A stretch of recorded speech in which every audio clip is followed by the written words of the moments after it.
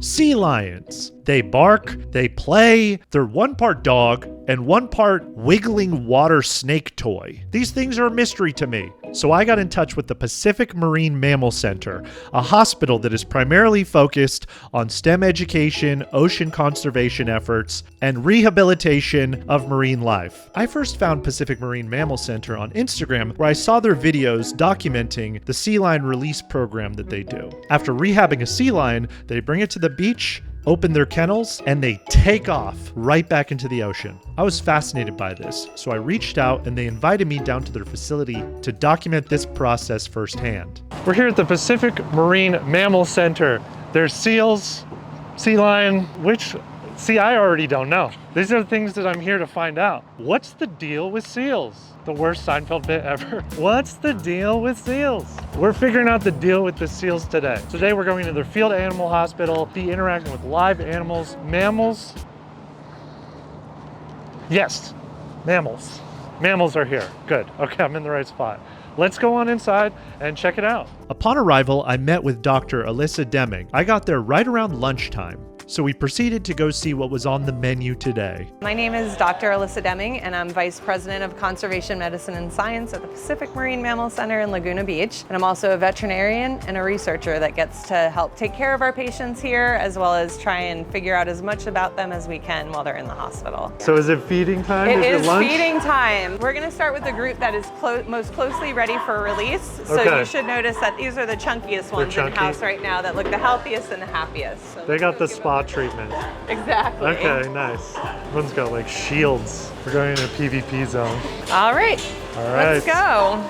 These guys will get their food in a minute. These are the slightly skinnier guys. Okay. But these are the happy, healthy ones ready to go back to their ocean home. These little placards in front of the pens have magnets so we can kind of track the animals. Right now we only have 9 animals in-house, but sometimes we have over 100 animals in-house. And we'll put them up on these boards so we know which patients are in what pools, which makes it a lot easier to figure out who you're feeding because they all have specific meal plans.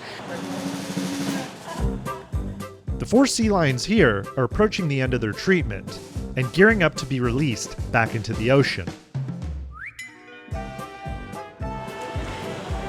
That's a good thing. Waiting for the Easter egg hunt over here. Yeah, there they go. Oh, he's found a little jackpot. The sea lions are slipping around like a Joey Chestnut hot dog. They're just slithering and sliding everywhere. It's hard to keep track of them. They're fast. Yeah, and something you might not notice is they actually swallow. Once they really know what they're doing, they'll intentionally position and swallow the fish head first, so the fins don't kind of go down the wrong way, essentially. Man, these little fish look good. Yeah, I know. Like, I could toss one my way. I'd take a bite of one of those. We will tell you that it is restaurant quality fish, so if you are interested, we are allowed to let you have one. Oh, good. Ceviche or full fish, depending on your preference. Wow. Okay. And then the pool? Yeah. The whole hotel. Exactly. I won't tell you what else they do in the pool, so you may not want to go in them. Okay. I was definitely that girl that loved dolphins. Like my trapper keeper when I was in elementary school was dolphins and rainbows. You know, you would look out on an open ocean and think that there was nothing really going on out there, and then you would see a dolphin fin kind of break the surface and you're like, oh my gosh, there's a whole world right under the surface. So I got scuba dive certified. I was big into surfing, and that really made me fall in love with the ocean environment. If you see the orange tag on their front left flipper, it means they're boys. On their front right flipper, it means they're girls. And we tell our summer camp kiddos that the way you can remember that is that girls are always right. Don't forget. After seeing the Fab Four of Chump, Dami, Bernice, and Funny Fish, we proceeded to the next group of sea lions, the ones that are about midway through their treatment. Most patients make their way through the facility in about 2 to 4 months until they're ready to be released back into the ocean. They're in essentially the weight gain portion of their rehab, which you can tell is their fun part. They're only 9, 10 months old right now, so we'll give them something called environmental enrichment devices, which are essentially toys to keep them stimulated and play. And just like in humans, play is important for learning social etiquette, and it also is a little bit of a physical therapy for the patients to start building their muscles while they're in here with us. The sea lions were in such good spirits, and I could tell that the staff took great steps to ensure that they were well taken care of. Everyone working there definitely had a deep appreciation for these amazing creatures. I will admit that I moved to California because I'm obsessed with sea lions and they don't exist on the East Coast. So I am so happy to be on the California coast where my favorite animal lives. They are so gregarious and like social. And they're kind of my spirit animal, especially the adult male sea lions, because they like to eat a lot of food and then take naps, which is also my life dream. So I really kind of connected with sea lions and their personalities a lot when I had come out here to visit a little bit. And it's only been strengthened in the time that I've worked with them. I think one of the cool things I've noticed about sea lions is they all have individual personalities. So there's shyer sea lions, there's more social sea lions that are friends with everybody, and then there's kind of some annoying sea lions too. And it's cool to see that spectrum of a community kind of interact with each other. So I could just watch sea lions all day if I had the choice. I love the board system. It's like 300 Yeah. when they march in with the shields. Exactly. Have any weasel passed? It's really interesting. It's like this one mind herd mentality when our volunteers or staff are boarding. If they break through boards, it's really cool to kind of see how they readjust and they'll all kind of just like turn around and they'll be protected in that direction. Right. Military strategy. Yeah, it really is. We work really hard not to habituate them. We never call them their names to their face. And we do our best actually not to make eye contact. And you see we feed behind the boards and then we get out of the pen. So we want them to focus on the fish, not the people. Makes sense. These are our little heaters that we'll put on for them overnight to make sure that they're staying warm once we move them from the ICUs to their outside units. We have little pallets on the floor underneath the heaters, and we have security cameras in all the pens so we can check in on them at night. And we call it a cuddle puddle. They all kind of pile up in a cuddle puddle right on the pallet, right underneath their heat lamp, and enjoy the good life.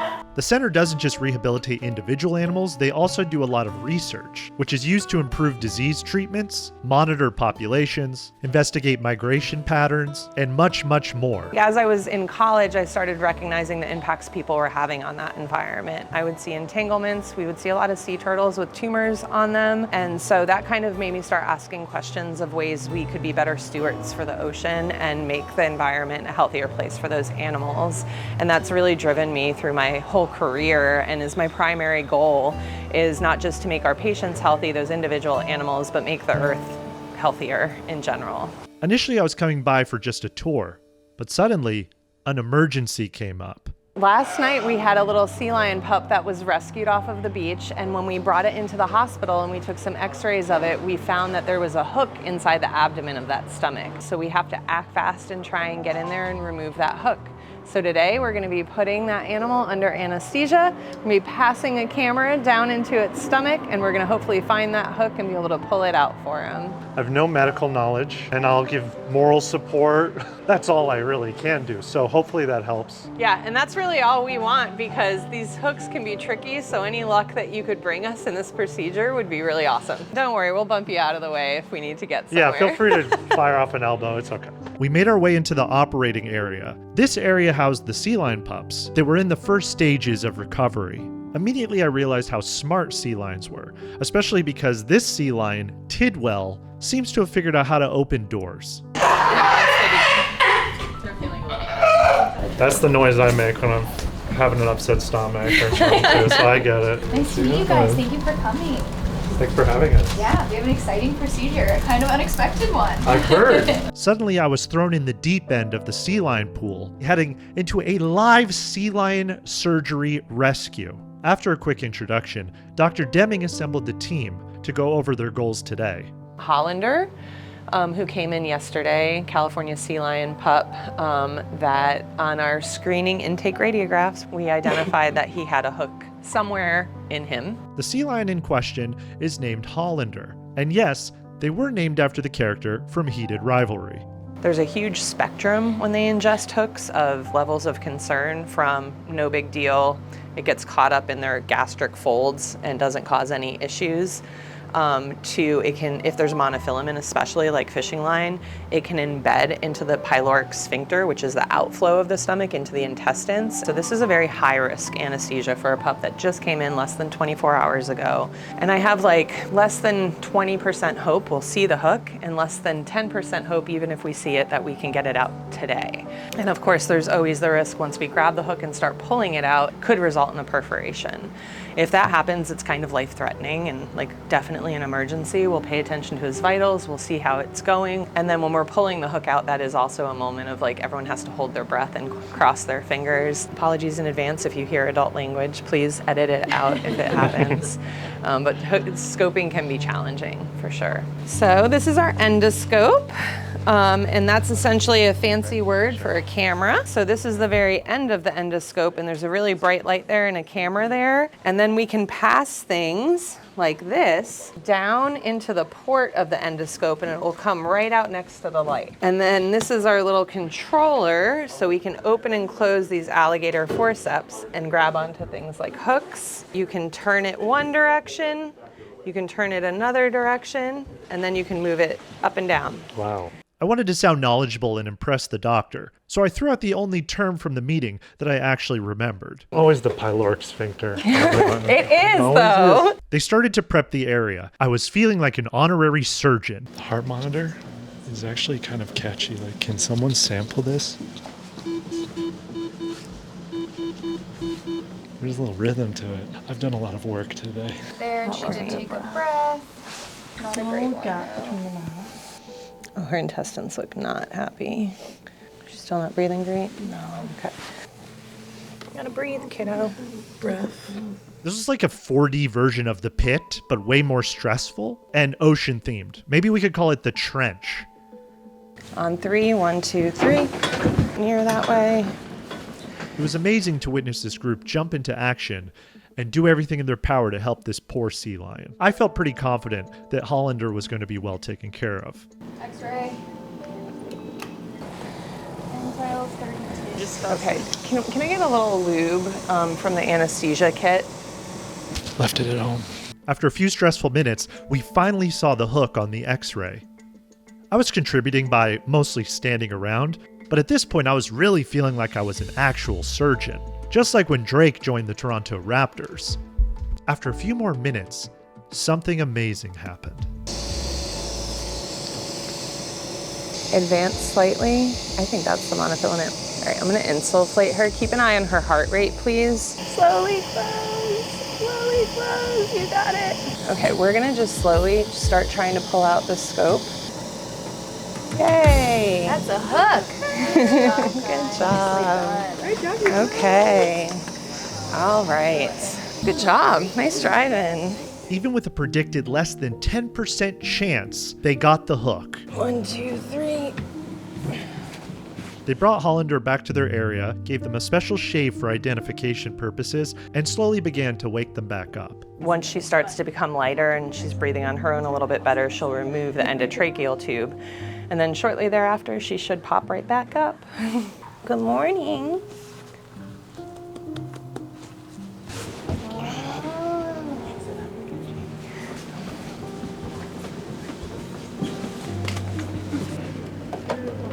There it is. And not a lot of monofilament on it, which is a good sign. Just Wow. that little tag, which wouldn't really cause an issue. It's when they have like really long pieces of monofilament. And that's why we don't really love when people cut their lines if an animal's really far away, because that can actually like stay outside their mouth and then cause entanglements around them too. Big success today, it seems. Yeah, Nice it was, and easy. the procedure went great. She did everything we needed her to do. We were able to also get a blood sample from her, so we'll be able to see if she's got any really bad infections. We were able to debride and trim up all of the flipper injuries she had on her ventral flippers, and they actually look like they're healing really well. Yeah. And they don't look super infected, so that's great. They seem like they're on the right path, but those kind of injuries can be really hard because they're always walking around, so it takes them a long time to heal. But outside of that, as long as she keeps moving in the right direction by getting that hook out, she's got a really good chance. Love to hear that. That's wonderful. Many humans make messes all around us every day, but often we don't think about the groups that have to jump in, volunteer their time, their effort, often for free, just to clean up these various messes. I made my way home that day, so thankful that groups like this exist to come in and do the cleanup that this world so often needs. A few weeks later, the team invited me to go tide pooling, so I made my way down there for a tide pool tour. All the volunteers are out here tide pooling right now. We are looking at various things in the tide pools, which is interesting because my classification of tide pool is essentially rock, crunchy rock, dirty rock, weird gray rock, like sick rock or something, just rock with something going on, and then fuzzy rock, slippy rock, and stinky rock. Those are basically the main ingredients, but they're telling me there's like a bunch of stuff. And it's all alive. When you stop and you think like, oh wait, it's like living carpet. It messes with my brain a little bit. A lot of good birds on the beach. Those are my people, you know? Birds with long beaks. Makes me feel better about mine. I'm like, could be worse, right? I could have a beak like that guy. After looking around for a bit, I went and met up with our tide pool tour guide for the day. Hi, I'm Christina Robinson. I am the research and necropsy biologist at Pacific Marine Mammal Center and have been giving a tide pool tour today for our amazing volunteers. Actually, first fell in love with the ocean and wanted to become a marine biologist because of tide pooling. I really like that it's such an accessible way to connect with nature. You don't have to be scuba certified or in the water if you can't swim. It's right here, and you really get to see just such a variety of life. The diversity of tide pool species when it comes to like sea stars versus urchin versus crab versus fish versus slugs is fascinating to me. Some of them live for only a year to a couple years, where some species can live to be like almost 100. So the variability in what their lives are like fascinates me, and then also that they have all had to adapt to such an extreme habitat. So they've really had to be resilient and learn how to be living in the same area. So I think I really like that. I feel like I'm stepping on living things now. You are, Yeah. but you're doing it gently. This is the most delicate thing that we do not want to step on in the tide pool. So all of this sand stuff that kind of looks like a honeycomb on certain angles, it's a colony of worms. It's a more efficient way for them to feed together and just be together, but it's literally just sand. So this is all part of a worm? Yeah, so like right here. But so like a lot of times it's kind of webbed between the rocks. Everything I'm touching now, I'm like... And so you just don't want to step on this because it's literally just sand. It's sand that they've shaped and secreted to be their home, and then they're like inside. And so this you're like, is all good to step on? you want to try to step like on the rocks or where it's more barren, old seagrass and algae. Alive. Which is alive. Yeah, but Alive. we're like gentle, we're not like trampling. There's a lot of things you can't see even if you think you're not stepping on something. So it's just better to be safe and not ever be in the water. But sometimes the anemones are real sneaky, and on a good low tide you can't, you can't, like especially full of sand, right? I see a friend and I won't step on them. Yeah. Not an enemy. I love that. What creature is that you just picked up? This is gonna be trash day humans. Unfortunately, probably like a Clorox swipe, kind of rip it apart. No, it's invasive for sure. These are all like really tiny aggregating anemones. They look like little nerd clusters. They do. Over there. When they're fighting, they'll get much bigger and like kind of bulb out. So if one that's not related comes into their pool, they will fight. And so they'll have these like club tentacles. That's like their brass knuckles. Yes. Okay. And they'll fight until the death, usually. Wow. When they fight, how long does that take? That's a great question. Is it a few days? I think it just depends. Is there anything out here that there's nothing happening? It seems like everywhere you look, something's going on. It's just like constant. No, I would say because even in the sand, you have different microorganisms in the sand, but even like sand fleas and isopod, like little rock louse and things. And then like the drift algae that's like washed up too will be there. So even in the sand, the beach, the ocean is alive. I was starting to come around on this ocean thing. I actually put my little toesies in the sand. You wouldn't have caught me doing that last summer. This beach thing wasn't so bad after all. I could get used to this. Just finished tide pooling. Learned a lot of things. Things like tide pools are not just funky rocks. Really, the more stuff I do in this regard, the more I realize that my skull is kind of empty. And there's not a lot of stuff up there. I thought there was a lot of stuff up there, and then the more things I do, I realize that it's hollow. Potentially concerning, but I'm trying to fill it up. I'll be back in a few weeks to learn a bit more. The following weekend, I woke up early and made my way back down to Laguna Beach for a very, very special occasion. It was Sea Lion Release Day. The Fab Four, Funny Fish, Dami, Chump, Bernice, they were finally heading back to the ocean. It was a big day.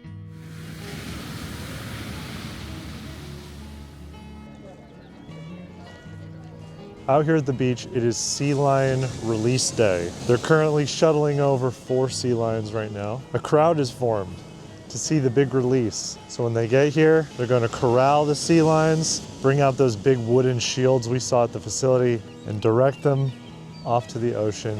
And those little guys just take off. Got here at the crack of dawn. I haven't eaten. I could go for a nice big old raw frozen fish right now. Just throw it at me. We are just waiting on the A-listers to arrive, aka the sea lions. They're gonna be here at any moment.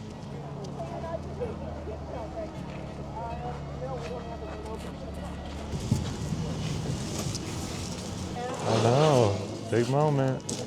I'm Melina, I'm the hospital manager, so I was in charge of the beach release team today. So we are here today to release 4 California sea lion pups. They have been at our hospital for the past few months. They're about 9 months old now. So Chump, Funny Fish, Dami, and Bernice all came in for malnutrition and some pneumonia, but they are happy and healthy today, so we're releasing them here at Aliso Creek. We have a team who's back at the center loading up the animals, but then we're also here getting the beach prepped, so we have some ropes and some cones to encourage people to stay a respectful distance and also to encourage the animals to go in the right direction. So we were here this morning getting all that prepped. But it's great to see kind of these full circle moments, especially for Chump. I actually rescued Chump, so being able to see him from rescue to rehab in our hospital and then out to release today is going to be something super special.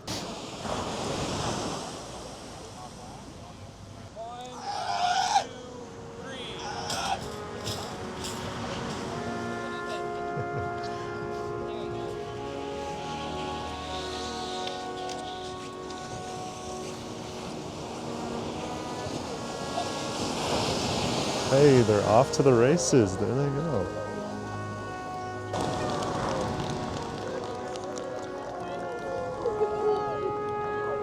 When we release these patients, it's very special. It's kind of the reason why we do it, and some instant gratification for us of bringing an animal in really skinny, getting them feeling better, and putting them back out into their ocean home. It's also a little bittersweet because there's a lot of scary stuff out in the ocean still, but it always makes me feel good when we open those kennels and they see the ocean and they know that's their home. When they run out into the ocean and it seems like they're in their happy place and you see them start porpoising away with no fear at all. In fact, it's like super exciting to see them know that that's their home and we help get them back there. This was yet another example of amazing, amazing people coming together for a cause that they care about and truly making a difference. It had an impact on me, but more importantly, it had an impact on these wonderful animals. It was a beautiful thing to witness, and I left the entire experience with a renowned appreciation for all things ocean. Looking out at the waves, knowing that there are millions of stories unfolding right underneath its surface. If you think I'm telling a fib, you won't see lion. Here's the truth. The ocean is pretty cool. That was good. Sea lion? Get it? Like sea lion, but okay, I'm going home.